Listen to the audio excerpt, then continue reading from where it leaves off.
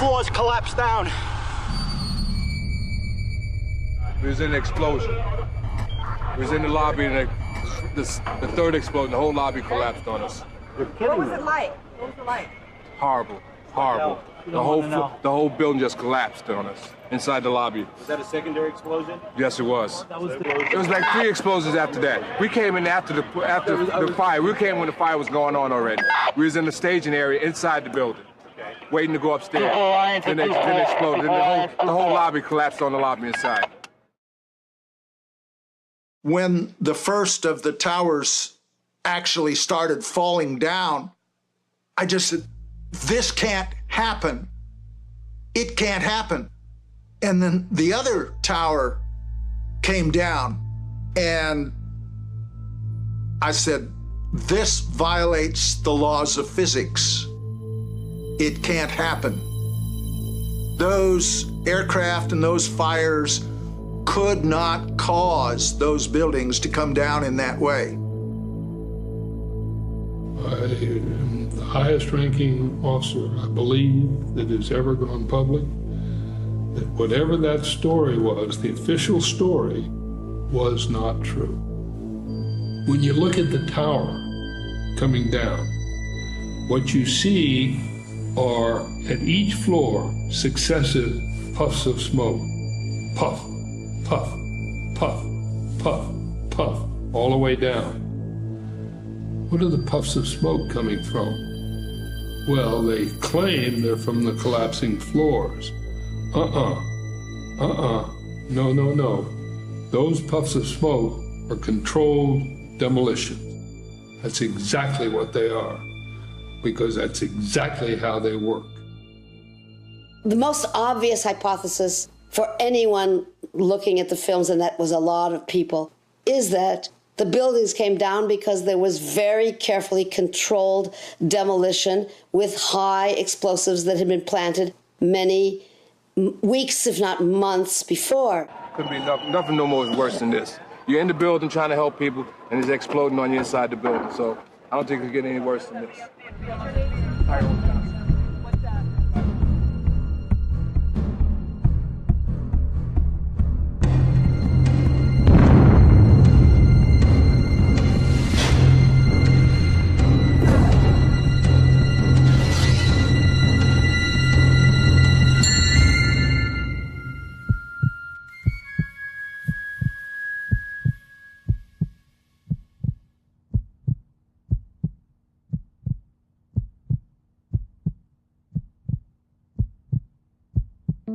Looking anew at 9/11 is a lot like watching a great movie that at the end you find out a detail that transforms the whole experience of the movie. That the characters, the scenes, all have a different meaning that need to be reprocessed. Sometimes we go to see the movie again to understand what was actually happening that we didn't the first time. Reprocessing 9/11 will inevitably stir up new hurts. We've already been through the trauma, but now realizing that there's a different meaning cuts in a different way. And we have to be willing to endure those pains, those hurts, and those fears that are required there. And in some way, we have to relive 9/11 anew. I think we can all relate to the initial shock and awe of the planes approaching the World Trade Center, going into them. We were terrified. We thought the country was under attack. And then we were given an explanation within 24 to 48 hours that this was forces from the Mideast, 19 Arabs. And that flashbulb memory, that traumatic event has stayed with us ever since. It's been called shock and awe in another context with Iraq. But there was a shock and awe, definitely, in that case. And the media theory says that the first story is the one that sticks with you. September 11, the world experienced a shock, and especially the American people. And then we got disoriented in a state of what is called cognitive dissonance, where we had two different ideas that did not go together. For example, in America, we thought we were safe, and yet now we were not. where were those military airplanes that are supposed to protect us? We saw the airplanes flying into the towers and then the towers collapsing. The explanation was somewhere it was a structural failure. Then later on, we heard from architects and engineers that it was not possible. It did not follow the principle of physical laws. People continue to be either oblivious to the fact that this information exists or completely resistant to looking at this information. So the question becomes why? Why is it that people have so much trouble hearing this information?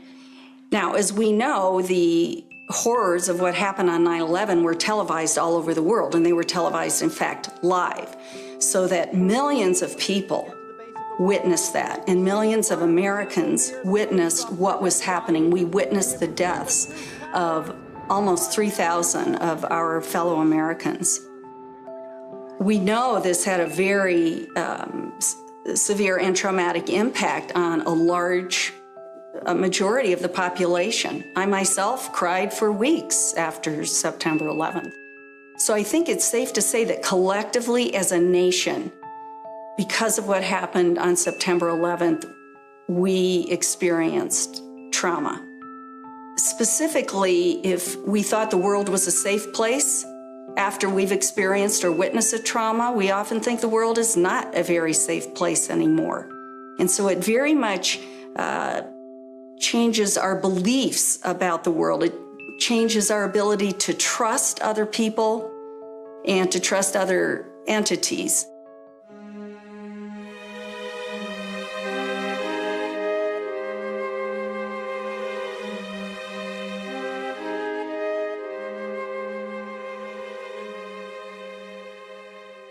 Many people have rightly commented that 9/11 is a religious issue.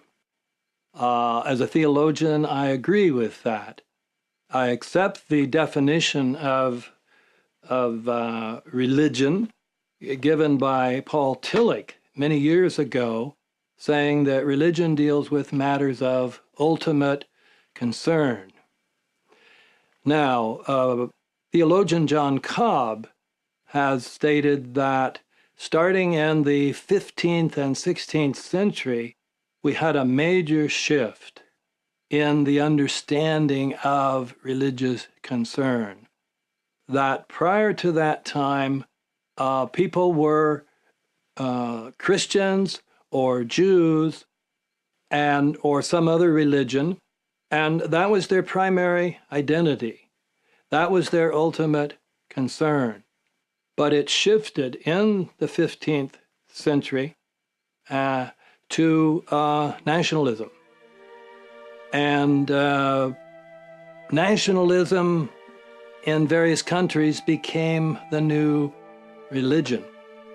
This is certainly true in the United States, where Americanism trumps Christianity for many Christians. I gave a lecture a few years ago called 9/11 and Nationalist Faith. And in that, I argued that even though people who are Christians or Jews, and then if they're Christians, some particular type of Christianity, like the Presbyterian Church or the Methodist Church or the Catholic Church, they actually tend to subordinate that to their concern for America, for their devotion to America. I was interviewed by one of the well-known talk show hosts on television, and they came to the home and interviewed me, and it was going very well from my point of view, but the talk show hosts got very upset and finally just blurted out, "That's blasphemy." It is wrong, blasphemous, and sinful for you to suggest, imply, or help other people come to the conclusion that the U.S. government killed 3,000 of its own citizens because... And blasphemy is a religious issue. And he was treating Bush and Cheney as if they were religious figures, as if, frankly, they were members of the Holy Trinity. And so that was another great revelation to me, that for many people, their devotion to the country or even the political representatives of the country are more important and of religious importance than claims about what really happened on 9/11. So I think people need to think seriously through their own religious commitment, whether they're Christians or Jews or Muslims or Hindus or Buddhists. Think about what it is they are truly most ultimately concerned about. And if that is God, then they would say, truth is the most important thing. So I need to be open to the possible truth of the 9/11 truth movement, even if that is very threatening to me and to my commitment to my nation.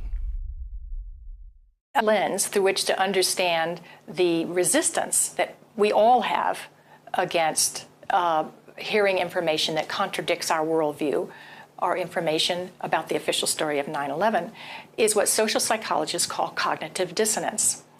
For example, with 9/11, we have one cognition, which is the official story of 9/11, what our government told us, what our media repeated to us over and over, that 19 Muslims attacked us. On the other hand, we have what scientists, researchers, architects, engineers are now beginning to tell us, which is that there is evidence that shows that the official story cannot be true, that 9/11 was most likely a false flag operation. So now we've lost our sense of security. We are starting to feel vulnerable. Now we're confused. Now we have a choice, and we all have this choice. And what some of us will tend to do is deny the evidence that's coming our way and stick to the original story, the official story, and to try to regain our equilibrium in that way. Another thing we can do is decide to look at the conflicting evidence and be sincere and be open-minded and look at both sides of the issue and then make up our own mind about what reality is. One thing I would like people to know is that you don't need to be an engineer or an architect to see what happened to those buildings. I'm asked all the time, why should we not believe the experts and what they've told us? And I always answer with this simple story. One day when I was driving my truck down the road, my truck quit suddenly. And as I was waiting for the tow truck to come, I thought to myself, well, don't just sit here like a stool pigeon. Get out of your truck, open the hood, and look underneath the hood for anything that's obviously broken. And I did that, and I checked everything. I checked the oil, I checked the oil temperature, I looked for, fan belt broken, anything, obvious things. Nothing was wrong. But when the mechanic called me and told me that I needed a new engine because it had overheated, and because it had dropped its oil and overheated, I knew he was lying. Because I had opened the hood and looked for myself and fought for myself. And it turned out it was just a cam sensor, and I was able to fix it myself. I was able to get the part on eBay and stick it on and watch a YouTube on how to fix it and stick it on and drive away. But the comparison is this. Unless you're willing, we all have to be willing to look at the videos of the buildings coming down. You have to be willing to look for the obvious evidence. The symmetry is the smoking gun. Those buildings could not have fallen in perfectly level. It's as if you take a level with a bubble in the center and watch those buildings come down, and that bubble will stay centered the whole way down. And that cannot happen with an airplane hitting one side of the building. It cannot happen that when you have asymmetric damage, you will get a perfectly symmetrical collapse. And all you need to do is look at the videos and see that. Then you have to be willing to trust what you saw and call out the lie. This is an orange. If you were told it was something else, you wouldn't believe it, would you? This is called visual identification based on experience. This building is about to be destroyed in what is called a controlled demolition. Buildings do not do this spontaneously. Successful demolitions require that all structural support columns collapse at virtually the same time. If they don't, or if something else goes wrong, the result will look something like this. This is World Trade Center 7 just before it collapsed on September the 11th, 2001. It had not been hit by an aircraft. It had been damaged by falling debris and minor fires. But by 5:20 p.m. the fires were still not a threat. Although the building was 47 stories high, it doesn't fall sideways, nor collapse unevenly. For this to have happened, all of the building's vertical supports must have given way at almost exactly the same time. Yet the Federal Emergency Management Agency reported that the collapse was due primarily to fire. But what does it look like to you? The National Institute of Standards and Technology still rules out a controlled demolition. Some 3,000 members of the families who were lost on 9/11 have been trying for years to get justice through our system for the losses that they have suffered. At virtually every step of the judicial process, when the United States government was called upon to take a position, it has been a position adverse to the interest of the United States citizens seeking justice. This is a very important issue. It may seem stale to some, but it is as current as the headlines that we will read today. It is an issue that goes to the core of the United States contract with its people, that it is highly improbable that the 19 people could have acted alone. Yet the official position of the United States government has been that they did act alone, and that there is no necessity for further inquiry into the question of whether there was a support network. President Lincoln had a policy throughout the war that every message that came into the government, specifically into the State Department, was a matter of public record on a daily basis. His feeling was that if the support of the American people were going to be maintained in a war which was increasingly bloody, many loss of lives and loss of treasure, that it took the confidence of the American people that their government was conducting itself in an appropriate manner, and that the key to that confidence was disclosure. I wish we applied the Lincoln-esque standard to what happened in 9/11.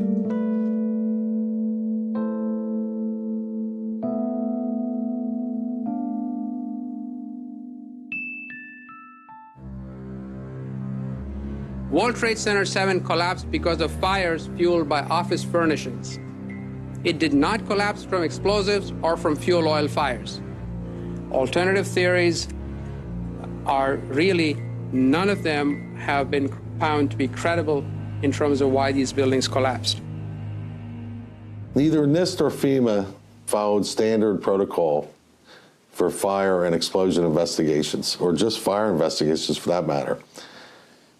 National Fire Protection Association Guide number 921 calls for saving the evidence and being prepared to justify why you wouldn't. It also calls for testing for accelerants and explosives when high-order damage is involved. NIST did not do this. In an office fire, you cannot generate enough heat to melt steel. And yet we have evidence of molten iron in the microspheres, in the rubble pile, and the metal pouring out of the side of the tower. We have found no evidence of that would suggest any kind of an explosive material that caused the buildings to collapse. I'm wondering, did you do any explosive residue testing on any item out of the building just to lay these ideas to rest? Answer to that is no. We did not do it. So the preconceived notion of NIST is that there's no evidence for explosives, and so there's no point in looking. That is the most unscientific thing that you can possibly think of, not to look because you don't expect to find evidence. And in fact, the evidence is overwhelming. I claim they're not doing science at all. They're doing propaganda or publicity or whatever they're doing, but it's not science. It's not playing by the rules of science.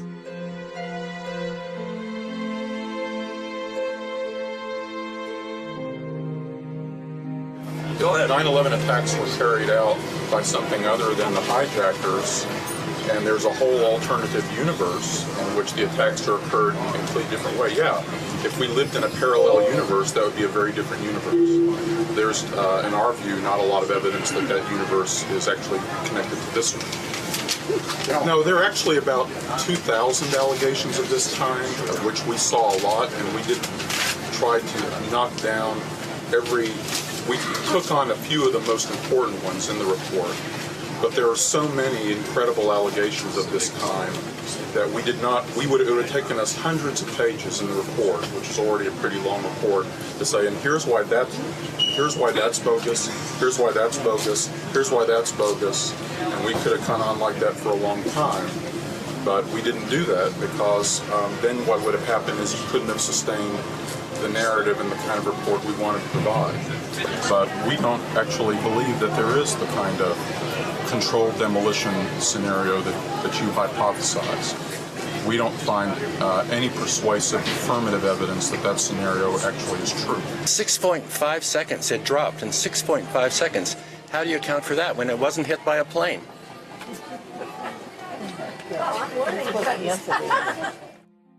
It is absolutely obvious to me that we've been lied to, that the government's official story as put forward by the Bush administration and their 9/11 commission run by Zelikow, a White House flack, and NIST, the whole stuff is garbage from one end to the other. It is physically impossible.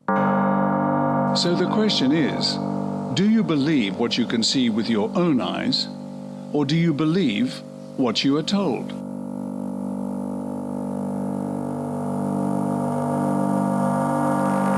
People differ in their ability to question authority.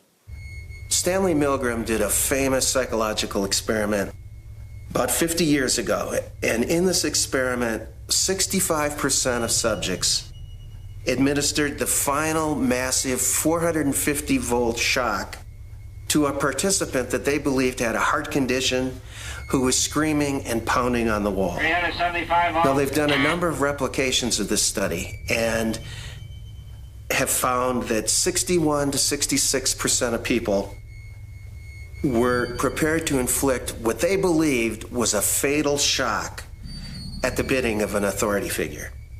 So roughly 2/3 of the public can show blind obedience to authority.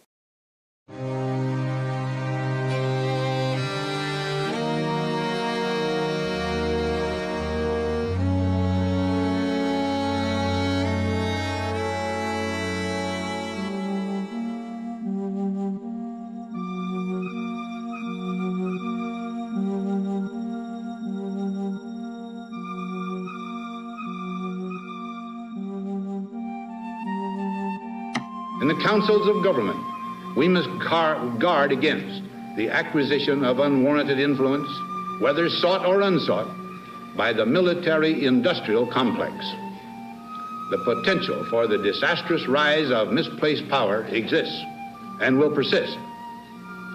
We must never let the weight of this combination endanger our liberties or democratic processes.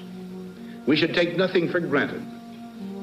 Only an alert and knowledgeable citizenry can compel the proper meshing of the huge industrial and military machinery of defense with our peaceful methods and goals. For we are opposed around the world by a monolithic and ruthless conspiracy that relies primarily on covert means for expanding its sphere of influence, on infiltration instead of invasion, on subversion instead of elections, on intimidation instead of free choice, on guerrillas by night instead of armies by day. It is a system which has conscripted vast human and material resources into the building of a tightly knit, highly efficient machine that combines military, diplomatic, intelligence, economic, scientific, and political operations. Its preparations are concealed, not published. Its mistakes are buried, not headlined. Its dissenters are silenced, not praised. 3 shots were fired at President Kennedy's motorcade in downtown Dallas. I can't honestly say that I've ever been completely relieved of the fact that there might have been international connections. You mean you still feel that there might have been? Well, I have not completely discounted. We have before us the opportunity to forge for ourselves and for future generations a new world order. When we are successful, and we will be, we have a real chance at this new world order. What is at stake is more than one small country. It is a big idea, a new world order. Now we can see a new world coming into view. A world in which there is the very real prospect of a new world order. What happened in 9/11 is we didn't have a strategy, we didn't have bipartisan agreement, we didn't have American understanding of it, and we had instead a policy coup in this country. A coup, a policy coup. Some hard-nosed people took over the direction of American policy, and they never bothered to inform the rest of us. I went downstairs, I was leaving the Pentagon, and an officer from the Joint Staff called me into his office and said, I want you to know, he said, sir, we're going to attack Iraq. And I said, why? He said, we don't know. He said, I said, well, did they tie Saddam to 9/11? He said, no. He said, but I guess they don't know what to do about terrorism, and so they think, but they can attack states, and they want to look strong, and so I guess they think if they take down a state, it will intimidate the terrorists. And, you know, it's like that old saying, he said, if the only tool you have is a hammer, then every problem has to be a nail. And then I came back to the Pentagon about 6 weeks later. I saw the same officer. I said, why haven't we attacked Iraq? We still going to attack Iraq? He said, oh, sir. He says, it's worse than that. He said, he pulled up a piece of paper off his desk. He said, I just got this memo from the Secretary of Defense's office that says we're going to attack and destroy the governments in 7 countries in 5 years. We're going to start with Iraq, and then we're going to move to Syria, Lebanon, Libya, Somalia, Sudan, and Iran. Now, did anybody ever tell you that? Was there a national dialogue on this? Did senators and congressmen stand up and denounce this plan? Was there a full-fledged American debate on it? Absolutely not. And there still isn't. Wolfowitz and Cheney and Rumsfeld, and you could name a half-dozen other collaborators from the Project for a New American Century. They wanted us to destabilize the Middle East, turn it upside down, make it under our control. They told us why they had to do it. They said, we need to occupy Iraq permanently in order to dominate Iran, Syria, Saudi Arabia, and the southern Russian republics around the Caspian Sea. We need to control the entire Middle East and all its oil. This war in Iraq has nothing to do with national security or freedom or democracy or human rights or protecting our allies or weapons of mass destruction or defeating terrorism or disarming Iraq. It has to do with money, it has to do with oil, and it has to do with raw imperial power. What I found to be very helpful in understanding our current situation are names. Names can help us get our mind around certain concepts. For example, the term false flag operation. A false flag operation is usually a violent act perpetrated by one's own government or group and scapegoating another group of people for the purpose of convincing the population to go to war abroad and to restrict liberties at home. When we do some research into false flag operations, we find that they are probably government's most dependable way of getting support for war. In naval warfare, a false flag refers to an attack where a vessel flies a flag other than their true battle flag before engaging their enemy. It is a trick designed to deceive the enemy about the true nature and origin of an attack. In the democratic era, where governments require at least a plausible pretext before sending their nation to war, it has been adapted as a psychological warfare tactic to deceive a government's own population into believing that an enemy nation has attacked them. In 1931, Japan was looking for a pretext to invade Manchuria. On September 18th of that year, a lieutenant in the Imperial Japanese Army detonated a small amount of TNT along a Japanese-owned railway in the Manchurian city of Mukden. The act was blamed on Chinese dissidents and used to justify the occupation of Manchuria just 6 months later. When the deception was later exposed, Japan was diplomatically shunned and forced to withdraw from the League of Nations.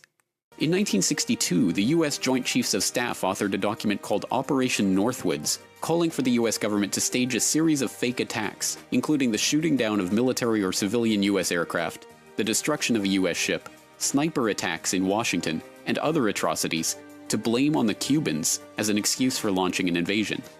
In August 1964, the USS Maddox, a U.S. destroyer on patrol in the Gulf of Tonkin, believed it had come under attack from North Vietnamese Navy torpedo boats, engaging in invasive action and returning fire.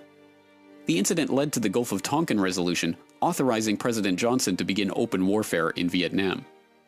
It was later admitted that no attack had occurred, and in 2005 it was revealed that the NSA had manipulated their information to make it look like an attack had taken place. Johnson said, "We may have to escalate. I'm not going to do it without congressional authority." And he put forward a resolution, the language of which gave complete authority to the president to take the nation to war. The Tonkin Gulf Resolution. And events afterwards showed that our judgment that we'd been attacked that day was wrong. It didn't happen. In 2001, attacks in New York and Washington were blamed on al-Qaeda as a pretext for invading Afghanistan. These are but a few of the hundreds of such incidents that have been staged over the centuries to blame political enemies for attacks that they did not commit.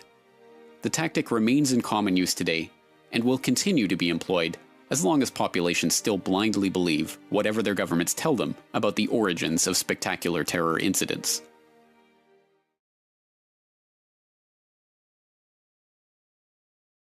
We're also very fortunate to have the term deep state. This term was coined by Professor Peter Dale Scott. The public state is the one we're taught about in school, and it's true as far as it goes, but all over the world, particularly since World War II, but even before, public states have little escape hatches for when they want to do something illegal. And in this country, the most visible, but not the only sign of it, is the CIA, which was actually charged quite early on in 1948 to start committing crimes against governments in other parts of the world. So we do have a deep state in America, and the thesis of my book is it's secret, it's not properly controlled, it gets involved in larger and larger enterprises, which were never envisaged, by the way, when the CIA was first created, which become more and more disastrous for everybody, including the United States. And the balance between the public state and the deep state has been shifting more and more towards the deep state because there are checks and balances on the public state and nothing that works by way of checks and balances with the CIA and DIA and the Drug Enforcement Administration, the various components of the deep state. And we have more recently been given another phrase, state crimes against democracy, or SCADS, S-C-A-D-S. The social scientist, through the very prominent and well-regarded journal, the American Behavioral Scientist, devoted their entire February 2010 issue to this study of state crimes against democracy.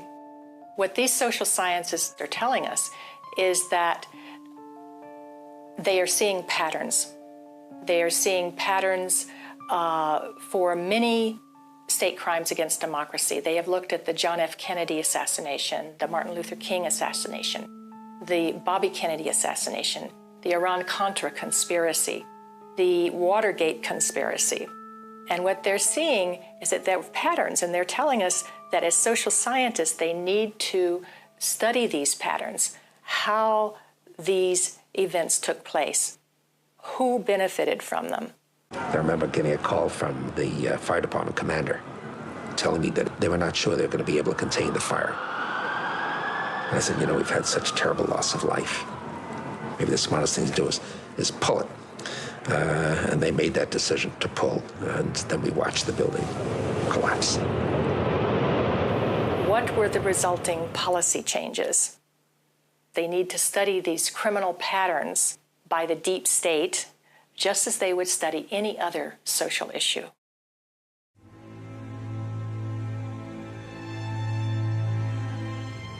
Numerous false flag events have been used to justify wars in the past. Possibly the Iraq and Afghanistan wars can be connected to a false flag event in this case. That would fit into the psychologist's explanation. Somebody generated a new Pearl Harbor, and that was used to turn public opinion into the support of war. A number of senior congressional figures are calling this America's Pearl Harbor. Is this comparable to an attack on Pearl Harbor? This is an act of war. When they compare this to Pearl Harbor, I don't think they're wrong. Senator Dodd earlier today compared this to the equivalent of the bombing of Pearl Harbor. In my youth, the Gulf of Tonkin has been exposed as the false flag non-incident, which was used to get Congress to vote to go into Vietnam. If you look into the history of other wars, in almost every case, you find public opinion was manipulated to get us into the war, and this may be no exception. So rather than be afraid of the possibility that we were manipulated into a perception that we'd been attacked, perhaps we should summon the courage to allow experts to weigh in and have a public process to get out the truth. So that's why I have joined the 9/11 Truth Movement, to allow the light of day to shine on a traumatic event and hope that out of that can come a national healing.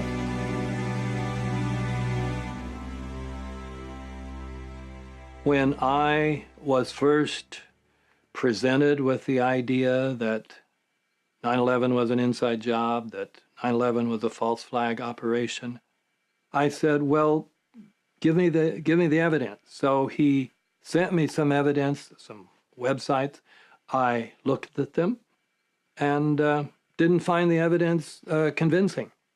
So I went back to the work I was doing. 6 months later, somebody else sent me information. So I looked at it, and this time it clicked. I saw stories that were in the mainstream press. New York Times, nothing in the left-wing press, nothing unusual, only mainstream press stories. And yet I saw there were dozens, even hundreds of such stories that conflicted with some aspect of the official story about 9/11. Now, I've written about there are different types of people. You have empirical people who will simply say, look at the evidence, and if it's convincing, I will change my mind. Other people are paradigmatic people. They have a paradigm. They say, this is the way the world works, and I'm convinced this is the right way the world works. 9/11 doesn't fit into that paradigm. So I don't need to look at the evidence. It's paradigmatic. And then there is a third type of person that we often call wishful thinkers. I call it wishful and fearful thinking. So they simply will not believe something that they fear to be the truth.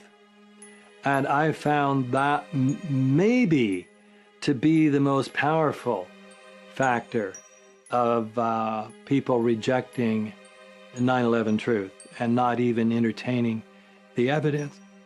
I had one woman, after I presented what I thought was a very convincing lecture, she came up to me and she said, I simply refuse to believe what you've said because I do not want to live in a country where the leaders would do such a thing.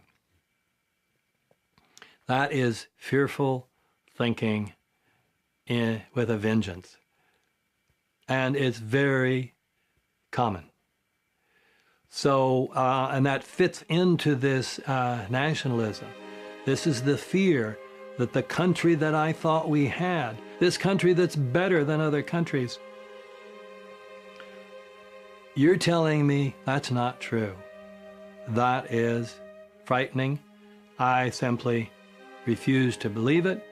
I will not listen to any more evidence, whatever it is.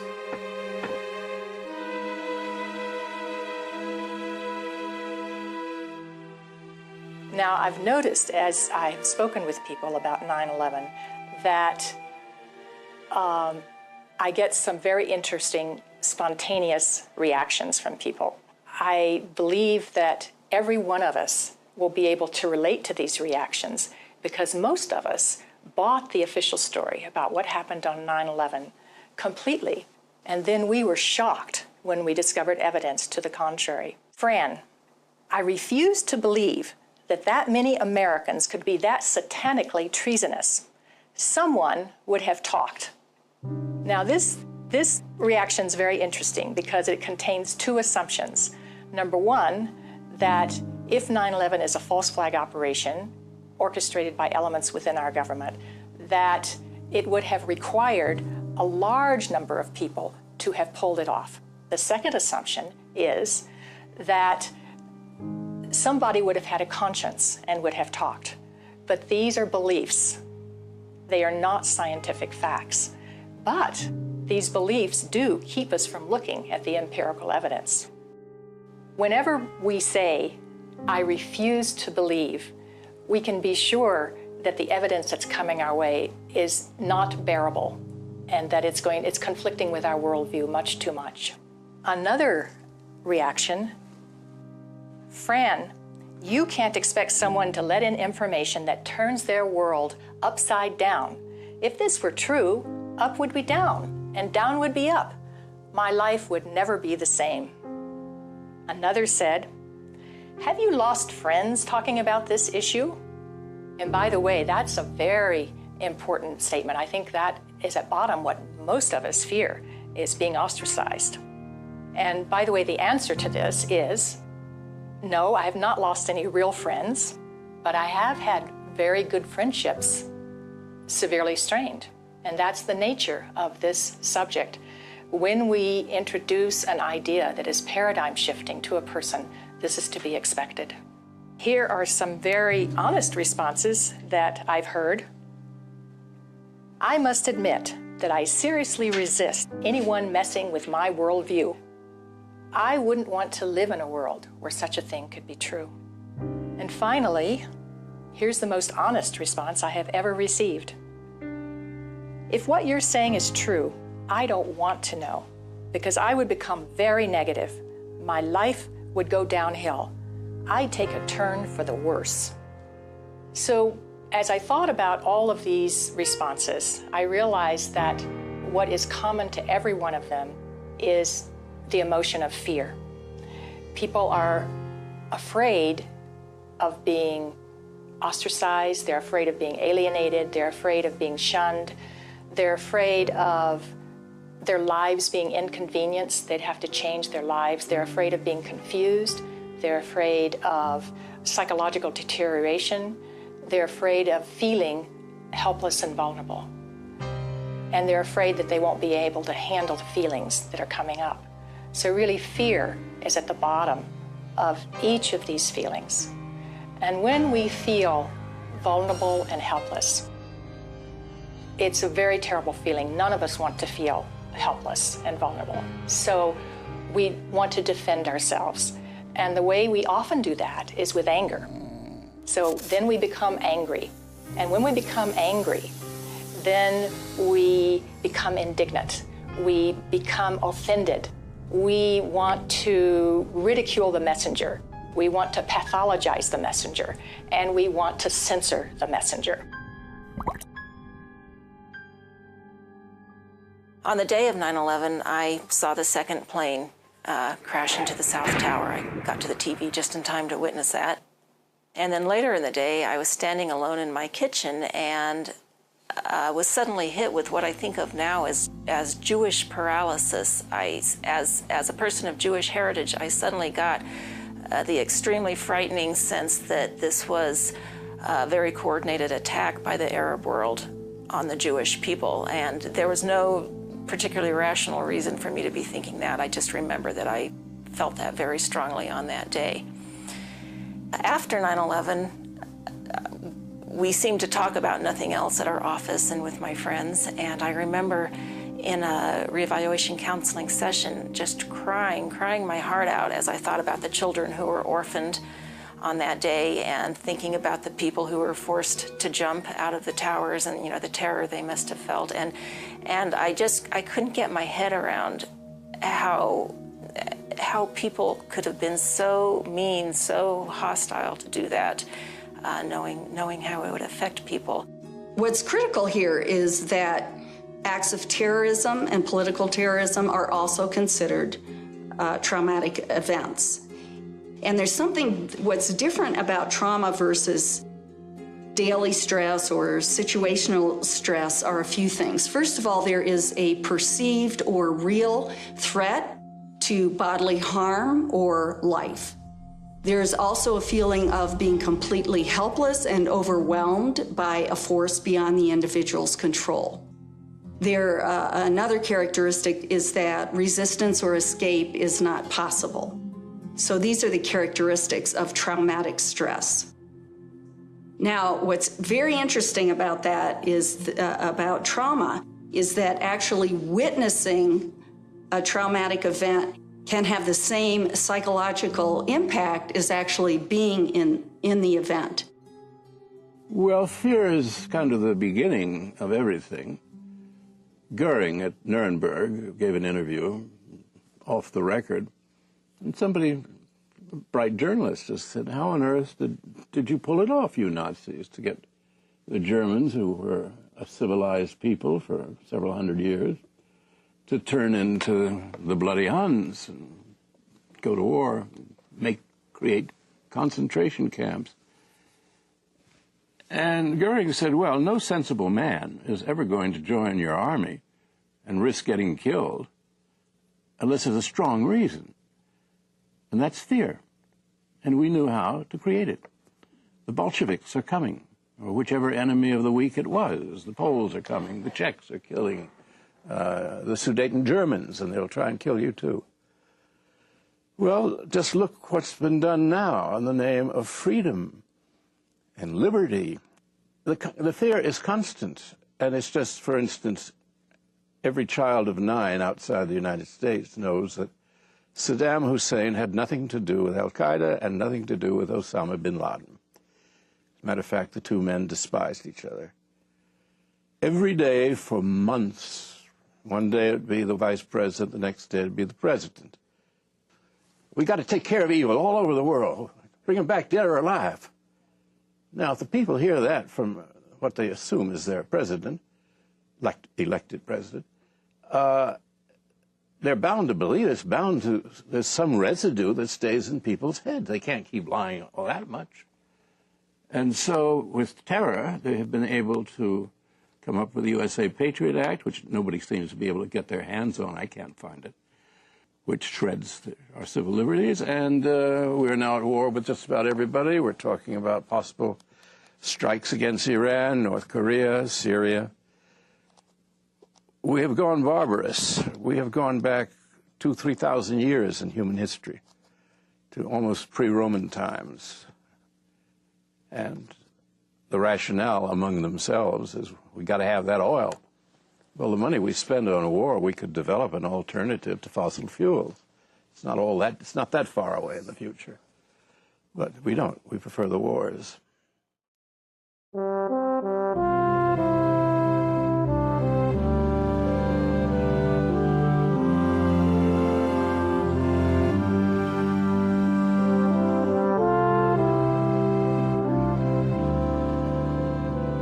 I think as a psychologist, to overcome our fear of the traumatic event with new information would be the best, healthiest route to our collective recovery from the trauma of 9/11.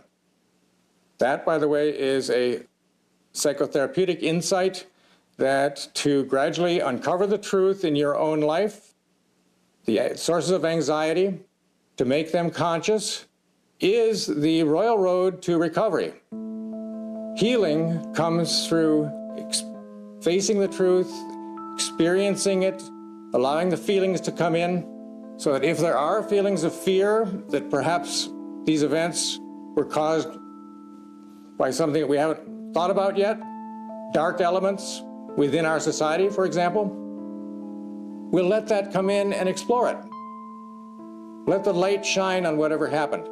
This will be the most healing process. The Germans did this after their war. The South Africans did this after apartheid.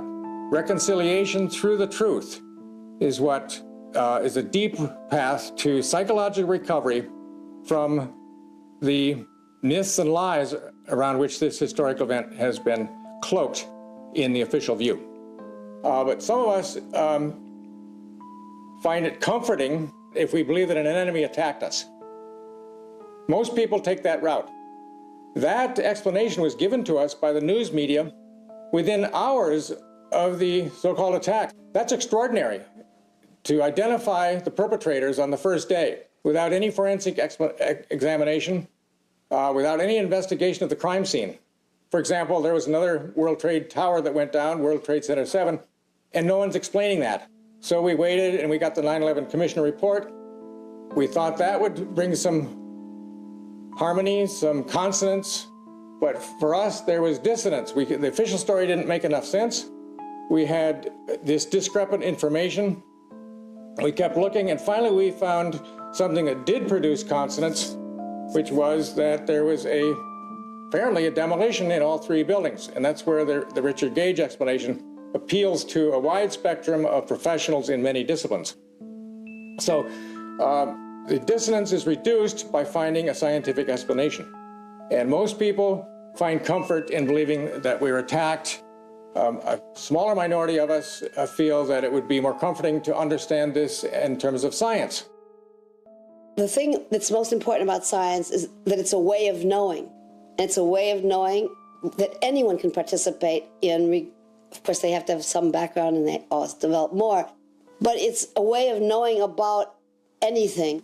And it's at the end of any kind of science activity, people will agree that they have collected evidence that illustrates a hypothesis.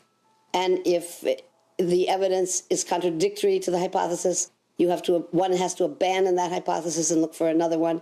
And one must in testing any hypothesis or trying to establish it, consider all of the relevant evidence, which may come from all kinds of places, observations, measurements, and so on. And insofar as people can be objective at all, they will come to the same sorts of conclusions. So science is a fundamentally useful and accurate and universal way of finding out about the world.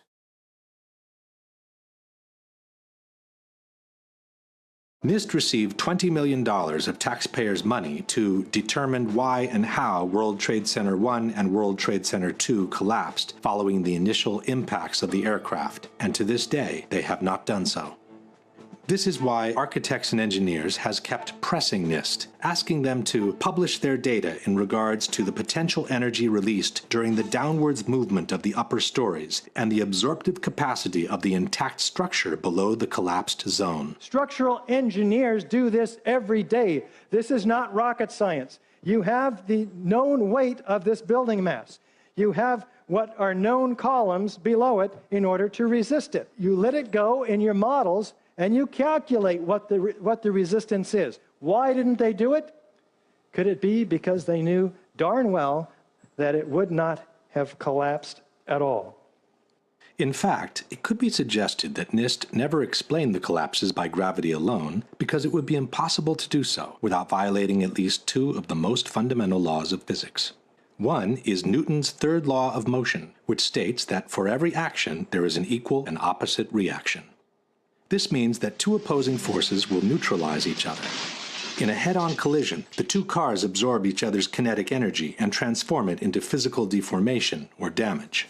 After that, the system comes to a rest, as there is no more energy to be dissipated. The top section, pushing on the bottom section, it's going to meet equal forces as it goes. Both sections are going to be demolished at the same rate. So by the time you've crushed up 15 stories below it, the top 15 stories are also going to be crushed. And so there's nothing left now to crush the rest of the building. Something of this kind is what we should have seen when the top section of the towers collapsed onto the lower one. The upper and lower sections should have mutually destroyed each other until all the energy is dissipated and the system comes to a rest. Alternatively, as shown in this experiment with two towers made of snow, the top section could have fallen off to the side after the initial collapse. What could not have happened is this. A little tiny chunk of the building can't possibly fall and crush the entire structure below it. This is such a simple, fundamental concept that architects and engineers were astonished in seeing it totally ignored by NIST. This is high school physics. And our whole society is being led to believe that these fundamental laws of physics, hard science, don't apply anymore. But even if we assume that the top section of the tower had enough potential energy to destroy the rest of the structure below, it could not have done so at the speed it did, which was near freefall speed. That would have violated an even more important principle in physics, known as the law of momentum conservation. This law states that the total energy within an isolated system must always remain the same. As we have seen, the energy can be transformed within the system, from motion to physical deformation. But for the deformation to begin, the velocity must decrease in order for one kind of energy to be transformed into the other. No new energy can be added to the system. One particular example of momentum conservation is freefall. Freefall happens when the only force applied on an object is gravity. This means that all the potential energy contained by the object is converted into vertical motion. As soon as the falling object hits an obstacle and breakage occurs, the speed must decrease because some of its energy needs now to be converted into physical breakage. It takes energy to break things apart, and that energy must come from within the system. Thus, the falling rock cannot keep falling at free fall speed and break apart at the same time because it doesn't have enough energy to do both. Let's go now to the Twin Towers and ask a simple question. Assuming that the top section on the left contains enough potential energy to destroy the rest of the tower, and assuming we dropped both upper sections at the same time, which one would hit the ground first? It would be the second, of course. As it finds no obstacles in its path, the section on the right would quickly accelerate to free fall speed and maintain it all the way to the ground.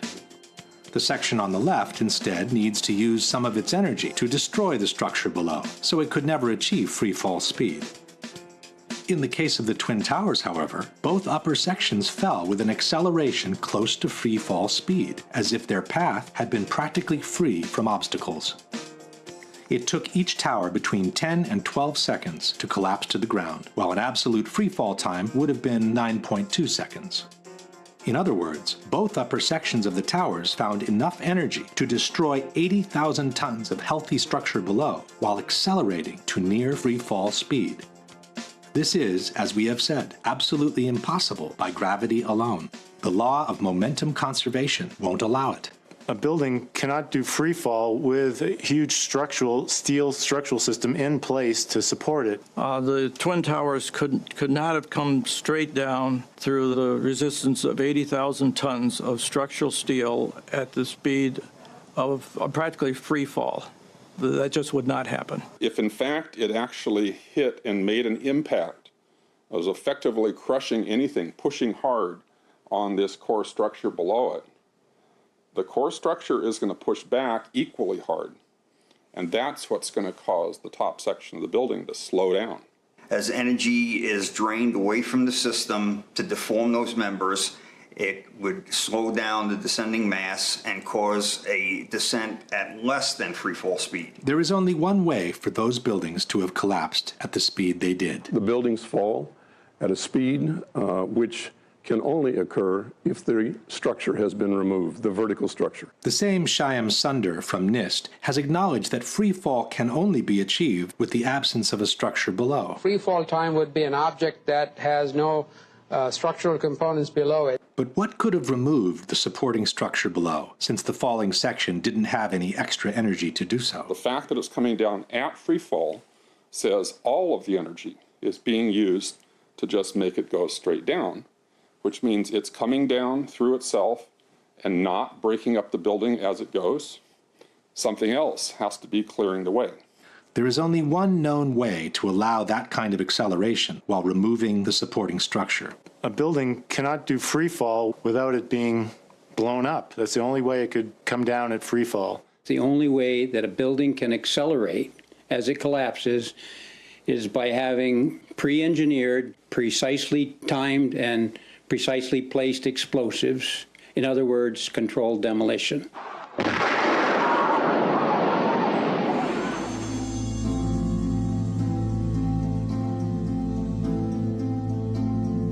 In March of 2004, I went with my brother on a protest march commemorating the first anniversary of our invasion of Iraq. And at that time, my brother told me that there were people who had suspicions that the United States government or people within the government had been responsible for the 9/11 attacks. And when my brother told me this, I immediately felt such a sense of revulsion and distaste. It was as if he had exposed himself to me. And I just felt that it was completely beyond the bounds of decency and good taste for him to have said something like that. And so I changed the subject. I did not ask any questions about it. I just didn't want to hear about it. In May of 2006, my husband asked me to read a book review of two of Professor David Ray Griffin's books about 9/11. And by this time, I had seen Michael Moore's movie, Fahrenheit 9/11, and I guess I had been softened up to taking in new information. So I read this book review and thought, oh my gosh, there is a lot here that I haven't known and I need to find out more about. So about a week later, after I had read that book review, I went online and I read a lengthy article by Dr. Griffin. I think it was called Why the Official Account of 9/11 Cannot Be True. And it was very well documented, very highly footnoted, lengthy article, very precise and specific and very well backed up. And I got to the end of the article and I sat there. I was in my office at the time. I sat there and I felt my stomach churning. I thought maybe I was going to be sick. And I leaped out of my chair and ran out the door and took a long walk around the block, around several blocks.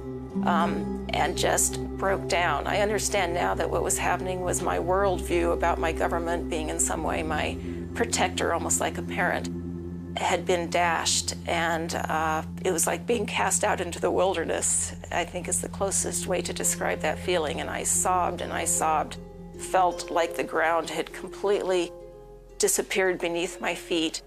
And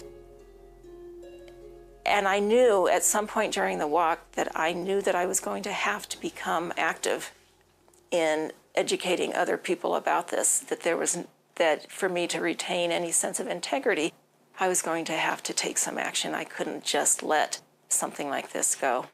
We are experiencing a public reaction to our quest for the truth.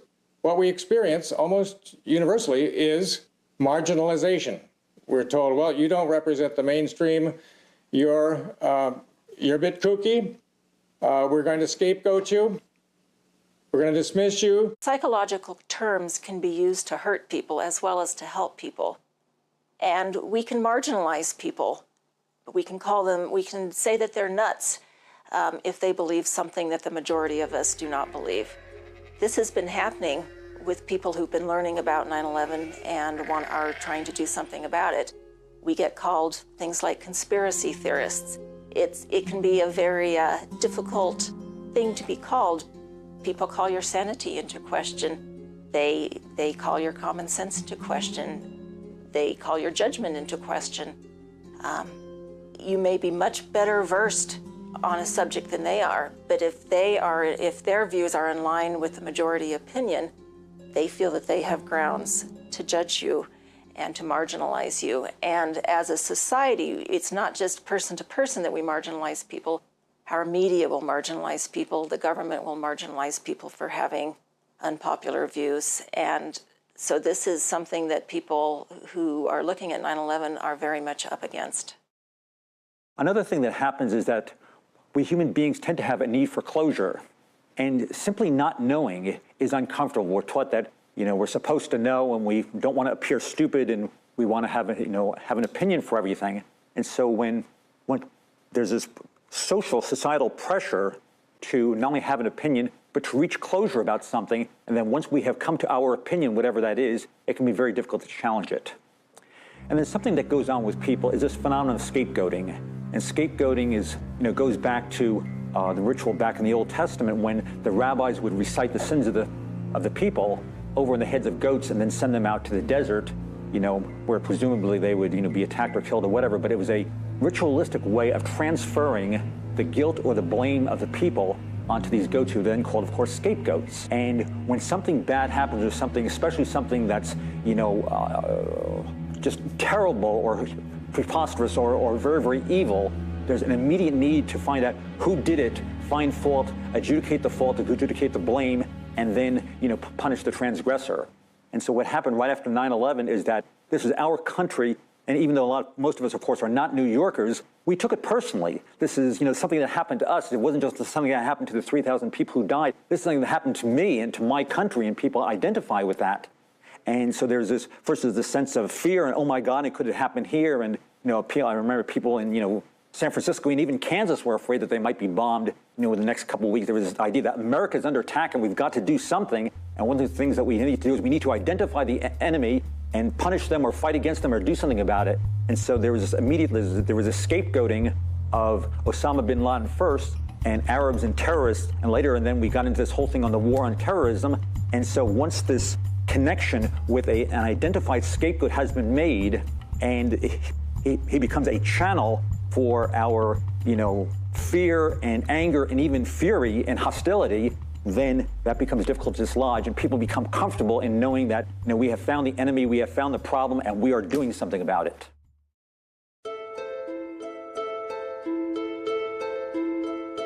We start to ask questions, and we hear worse rumor.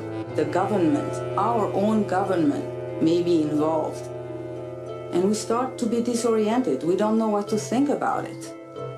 It's like having hot and cold at the same time. Something cannot be hot and cold at the same time.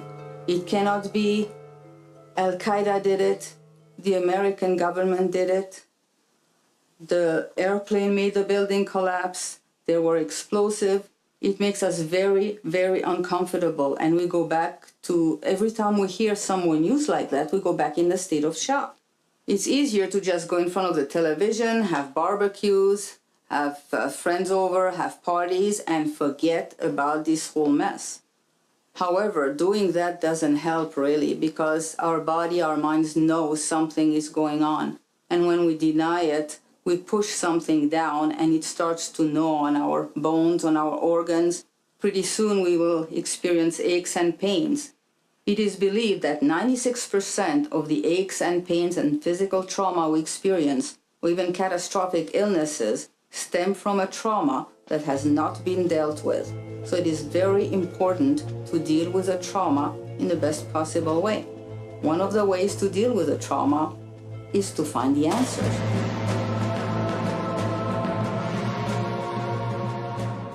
A lot of people have been wondering why there has been this massive level of denial of people around the incidents surrounding 9/11. And I think there are several reasons for this. One is that we tend to be creatures of habit, and beliefs are habits, just like, eating, drinking, or sleeping. And we tend to believe and then become attached to and even identify with our personal beliefs, and then we'll defend them if they're challenged in any way. There's a wonderful quotation from the American humorist Will Durant, where he once said that it's not what we know that gets us in trouble, it's what we think we know that ain't so. One of our most cherished beliefs is the belief in American goodness. We've been taught since the time we were little kids that America is the leader of the free world, that this is the land of the free and the home of the brave. We wave the flag. And I remember, when growing up watching Superman, at the end of every episode, they would talk about the fight for truth, justice, and the American way. This is something that all of us is very close to in our hearts. Metropolitan newspaper fights a never-ending battle for truth, justice, and the American way. So when any information comes up that might challenge this belief in American goodness, a lot of people experience this phenomenon of cognitive dissonance and simply cannot deal with it and tend to either deny it or push it away. And for some people, they just do not even want to go there, just because it's too uncomfortable.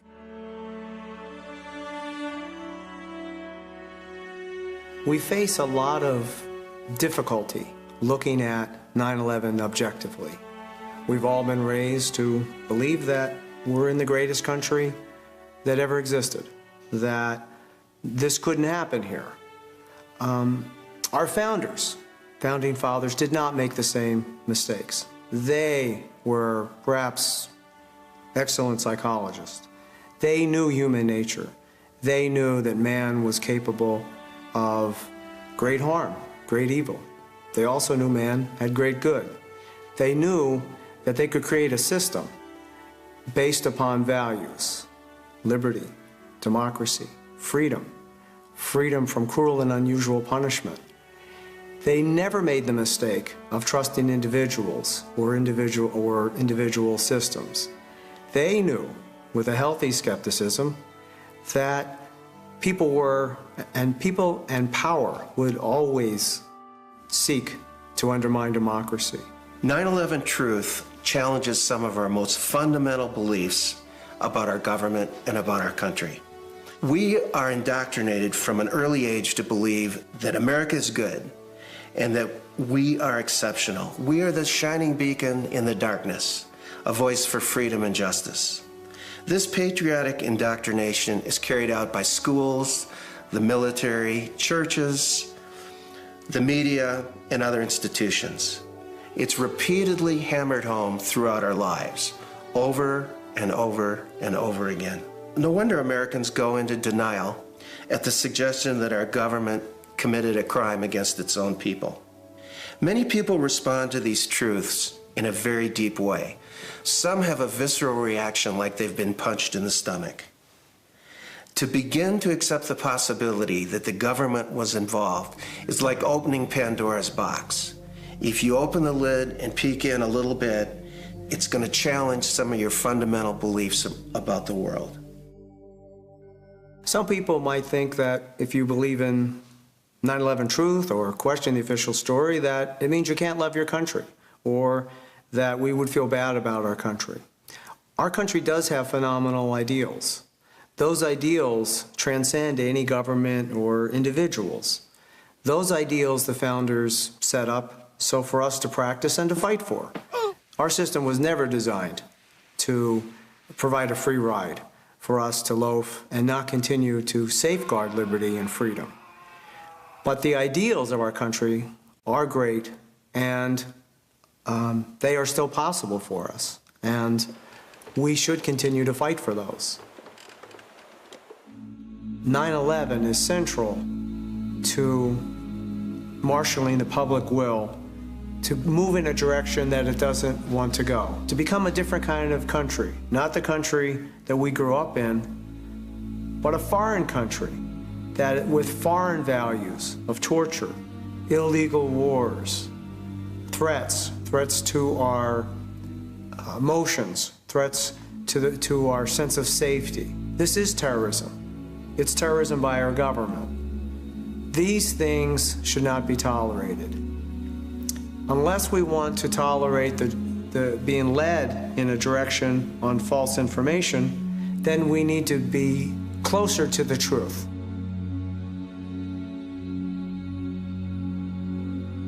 I thought that it was a matter of real concern that planted stories intended to serve a national purpose abroad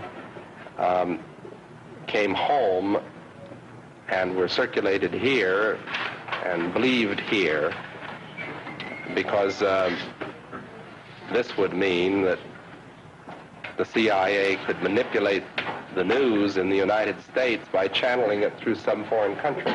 And we're looking at that very carefully. Do you have any people being paid by the CIA who are contributing to a major circulation American journal?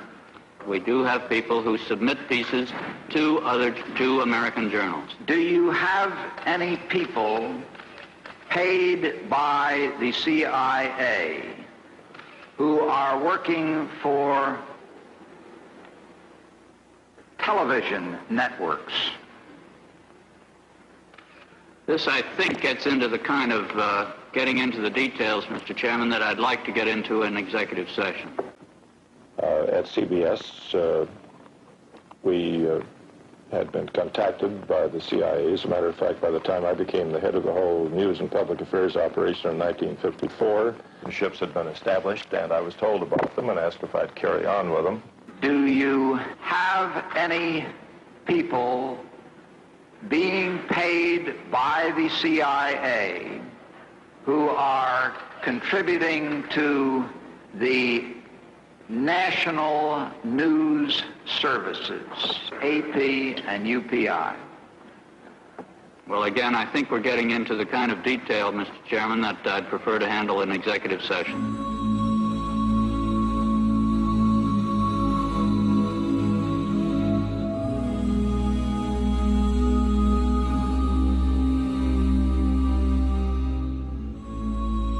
The media seems to function as the prime enabler of the 9/11 events. That you can almost see the media as a kind of a national mind or a global mind. That it's hard to think outside of what we see on television and the newspapers. And if they're presenting repeatedly one version, they are very convincing. And so the media is part of the problem. And if we knew the media better, we would have known this before 9/11. So when the media told us who it was and didn't question, we would have questioned the media.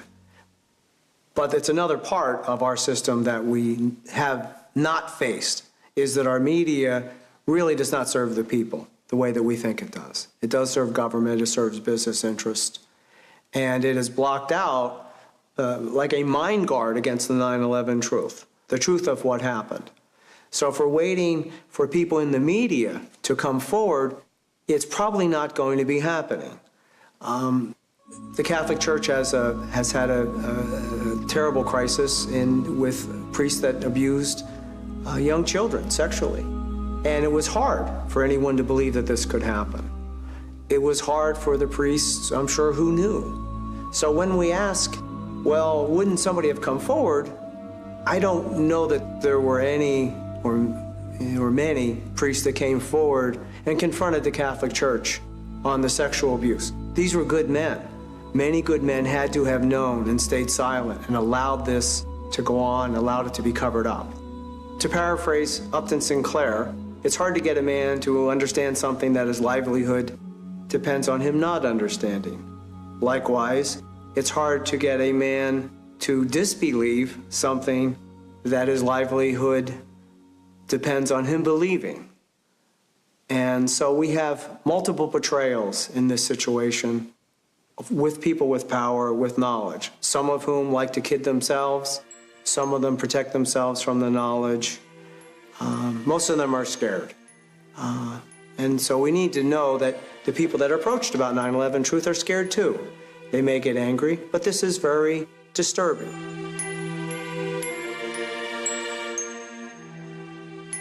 One of the great flaws that the Greeks told us about and warned us was excessive pride. Thinking that we're above such things, that it could happen in other countries, but it couldn't happen here, that's a lack of humility, and that's excessive pride. And so not being able to see our dark side or our weaknesses is the most dangerous thing. When we can see them, we can deal with them. We can interpret. And that's a strength. The woman that doesn't know that her husband has had affairs before or doesn't know that he's abusive is worse off for not having known, for being in denial. Knowing the truth is empowering, and we can cope with that. We've coped with the Great Depression, we've coped with World War II, we've coped with a great number of things, and it would get our country back on track in the values that we believe in, and there wouldn't be anything stopping us from being the kind of country that we believe we are. The observation that pride is one of the basic human flaws is absolutely correct. This is especially true for Americans because we, for a long time, looked at other nations and say, oh, they're in such bad shape. But luckily, we don't have those problems. We don't have leaders who would do those things that were done in the Soviet Union, or done in Germany, or done in Japan, and on down the list. So this is a type of pride. A feature of American history that makes us particularly liable to this pride is this notion that's called exceptionalism, that America is the exceptional nation. And that began from the beginning. As this country was formed, the people would say, well, there was so much evil in the European countries, so much cheating, so much lying, so much using the people for the ruler's purposes, but not in America. We have leaders that are free from those sins. So I think this has made 9/11 particularly difficult for Americans. We find that the Europeans in the 9/11 movement don't have such a problem. We found that the Japanese don't have a problem. They do not believe the United States is the exceptional nation in this sense, that we are somehow, our leaders are above the sins that affect other leaders.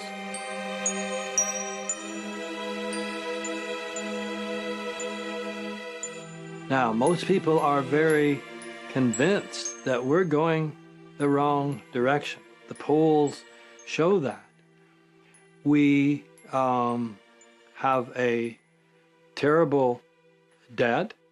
We didn't move out of it the way that we should have because the people who were in charge did not have that as the primary priority, that is, to help the ordinary people.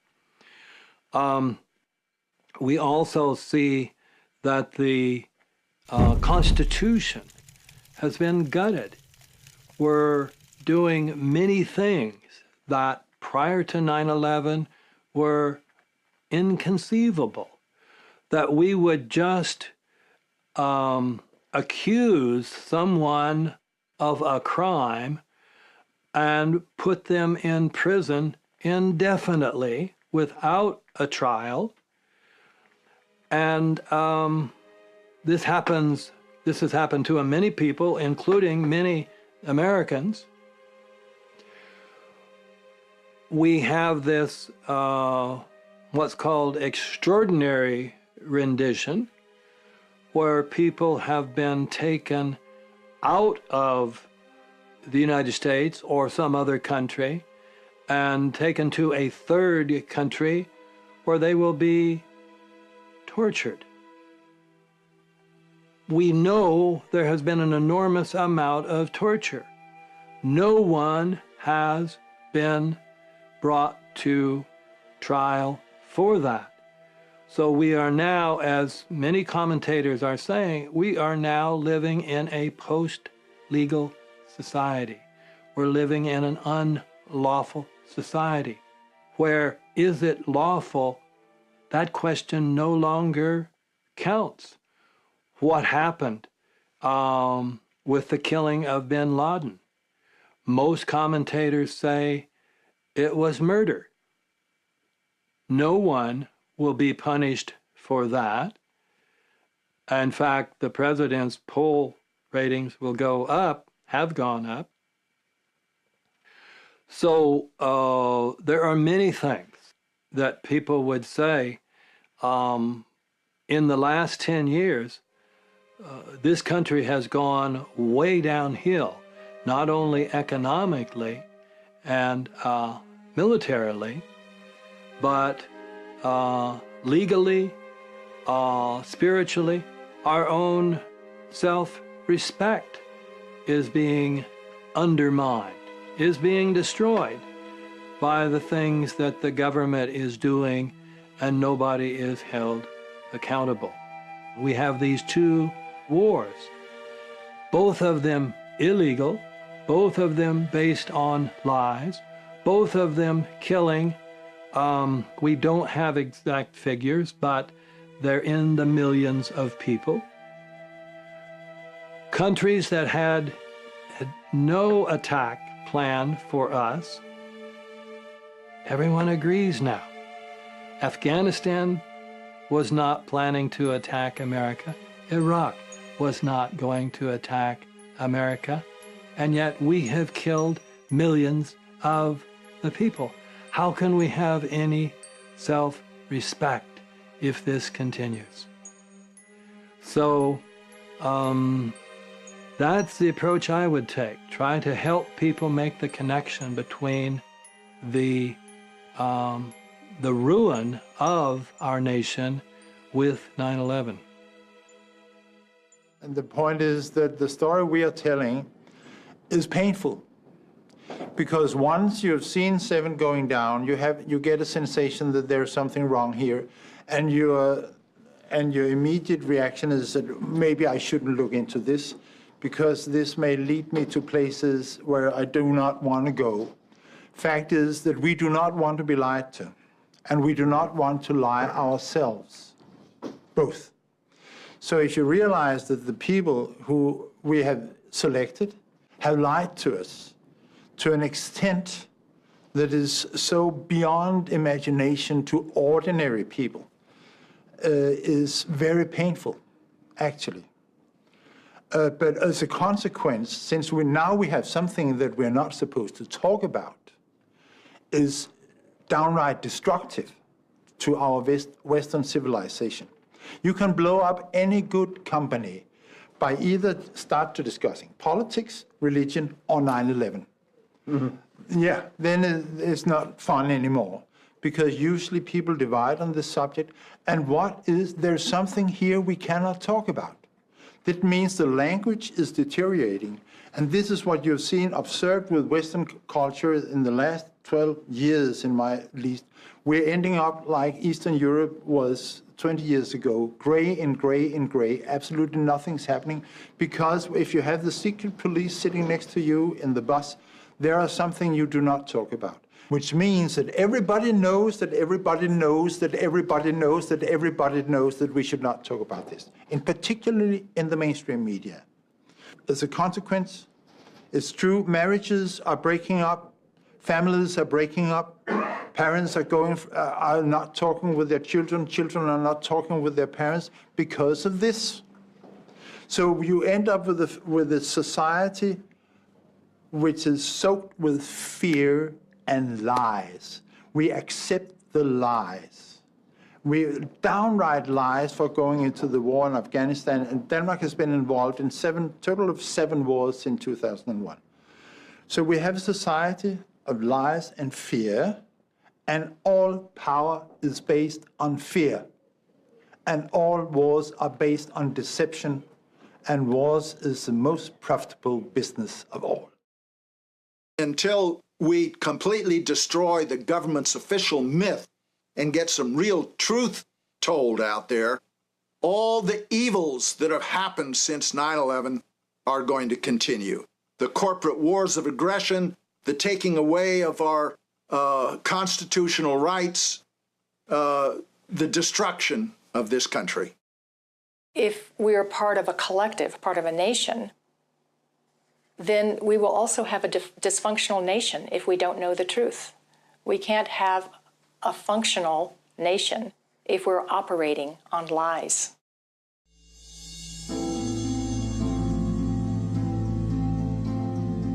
I've come across a song by a performer named Weird Al Yankovic, which sort of sums up what I was feeling, what I've heard other people talk about when they had to deal with the 9/11 information. And the lyrics go, everything you know is wrong, black is white, up is down, and short is long, and everything you thought was so important doesn't matter. That was what it was like. It was like a very sudden shift in my priorities and what I thought I needed to be doing with my life, in just how I regarded the entire world and how I regarded the people in it. If we can think of our worldview as being sort of our mental and emotional home, on the day that I learned that 9/11 was probably an inside job, it was the day I lost that home and was sort of cast out into the wilderness, an extremely uncomfortable feeling.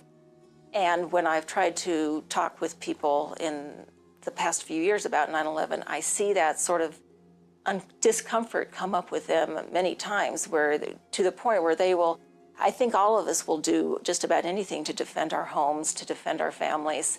And so I see that with people, and I saw that with myself when my brother tried to talk with me about it, of don't mess with me, don't mess with my home, don't mess with my comfort with how things are. So that was very difficult. When 9/11 happened, a lot of things were taken away. Lives were lost, fears were instilled, hatreds were stirred up. Those are some of the most intimate parts of one's psyche, what makes one human. More was taken away from us than those lives, as tragic as they were. Our right to form objective opinions, our right to have our own feelings about objective reality was taken away. We were psychologically abused on September 11th, and since. The psychological abuse has continued. We need to stop the psychological abuse and manipulation of the American people. If we don't, then we are participating in it. None of us were trained to look at the possibility that the government could do this. There was no class in graduate school about government operations as such. We were never taught to entertain the possibility, even though we now know these things have been going on for a very long time. 9/11 and facing the truth about it is important to the soul of America. And the values that have come from the official story corrupt us emotionally, mentally and spiritually. We don't deserve to be corrupted. Later on, as I researched and integrated more of the information, I also had to come to terms with the very uncomfortable feeling of being a dupe, of being a sucker, of believing what the government told me without checking it out for myself first. I consider myself to be a well-educated, mature adult, and to realize that I had just absorbed the government's story lock, stock, and barrel without really questioning it. It was very humbling. It was not fun. It really made me question my own intelligence and my own integrity for having jumped so quickly on the bandwagon in a way that was very harmful and racist towards people in the Middle East. So I spent actually a very lonely summer with every night insomnia, nightmares, knowing that I wanted to become active in exposing this information, and feeling like if I did so, the government or people within the government might hunt me down and kill me. I mean, just general sense of paranoia about having this information and doing something with it. And so it was a very long, very difficult summer for me. But during that summer, I also spent a huge amount of time reading everything I could get my hands on about 9/11 and becoming more and more sure that the official account was a complete lie and that something needed to be done about it. In this case, the people that we rely on to gather the evidence aren't. It's sort of like calling the police and the police won't investigate. And then you find out, oh, one of the police officers did it and is covering it up. We know we've been lied to about 9/11. We don't know for sure who did it. We don't know exactly how they did everything. And that's why we need a new investigation to find out. Regardless of what anyone thinks about how it happened or who caused it, there's no question that the Bush administration took advantage of that to deceive the Congress and the American people into unnecessary and illegal wars of aggression, into cramming down our throats the Patriot Act and the Military Commissions Act. And these evils are going on now, even under a different administration. And so it's obvious that whichever party is in power, the American people absolutely need the truth of 9/11.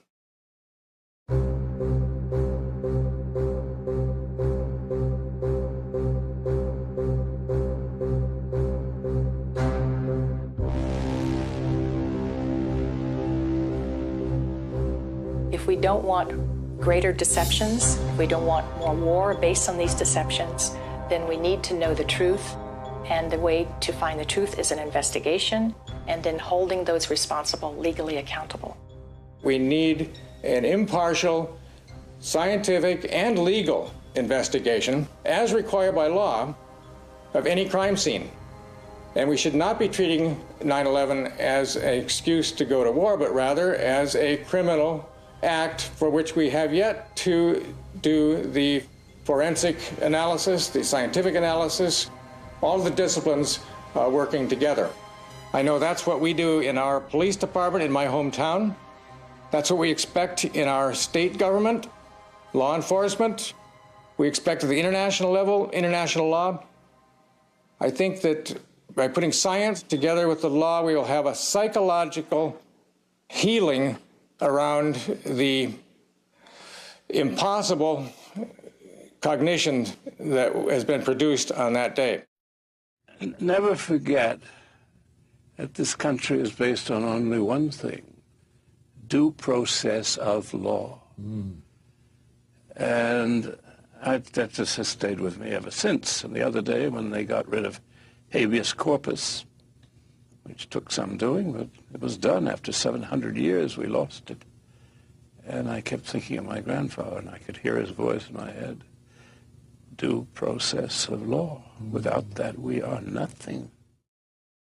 The cycle we're going through right now is the same cycle as victims of domestic violence are going through. We feel helpless. We feel hopeless. We need answers. We need to get out of this control zone that we are in. And I think it's of utmost importance to have a thorough investigation by a neutral professional to give a serious answer, both from the scientific and the legal point of view.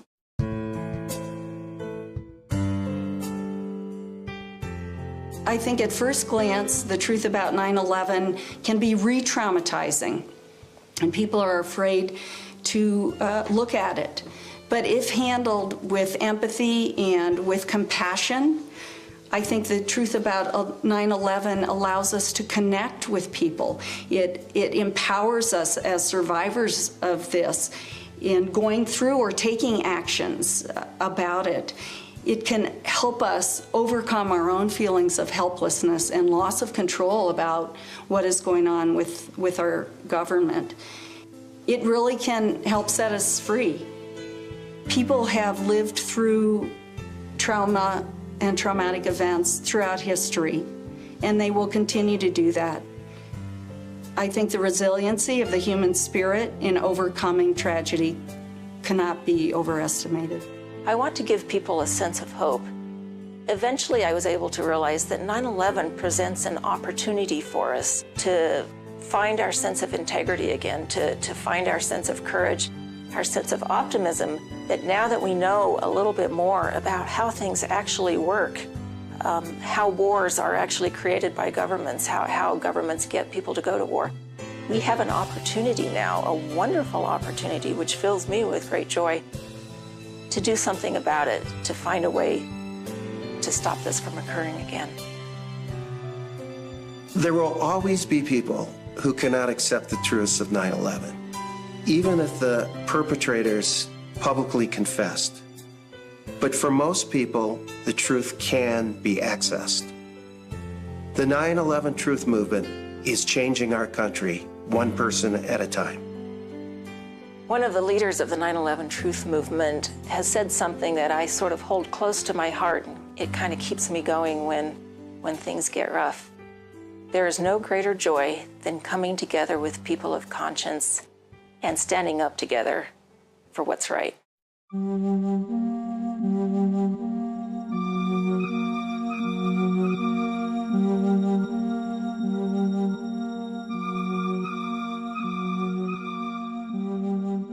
Psychology professionals are concerned about the silence in America. The silence about what happened on September 11th, 2001. Secrets make us sick, they tell us. Secrets make us psychologically unhealthy. Whether held in silence within us as individuals or held in silence by an entire nation. These psychologists say that we're ignoring the elephant in the room. Now, what they mean is, in our national living room, we are ignoring the abundance of hard facts that prove we have not been told the truth about what happened on September 11th. Actually, professionals from many different fields decry our media for parroting their government sources. Rather than asking hard questions, rather than investigating official claims and honestly reporting their independent findings. Because of this parroting by the media, we the people have readily accepted the story we've been told about what happened on that horrific day. That horrific day. A day that drastically changed our world.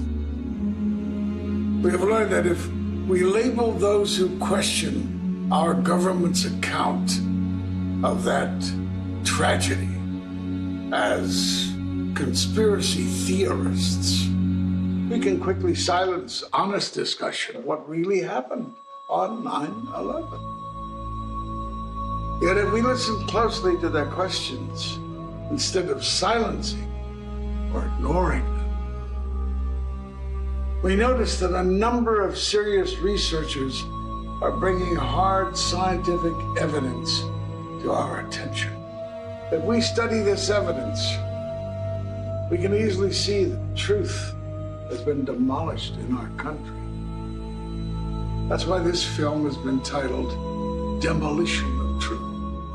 To be healthy as a nation, we must be willing to open our eyes and our hearts. We must find the courage not only to ask the difficult questions, but to listen to what may be challenging answers. Since 9/11, thousands of soldiers and millions of innocent civilians have been killed. The war on terror keeps escalating with no end in sight. Because of 9/11, precious civil liberties have been lost in the U.S. and around the globe. We Americans can be subject to searches and seizures without a warrant. We can be detained or imprisoned indefinitely without charge, without evidence, without a lawyer, without a trial. The psychology professionals in this film tell us that looking at the truth of 9/11 isn't easy. 9/11 was traumatic, and looking anew at 9/11 is tough and even scary. But we are resilient. If we acknowledge our fear and then decide not to let that fear control us, we can break the silence and find healing in the truth, not only for ourselves, but for our country and for the world.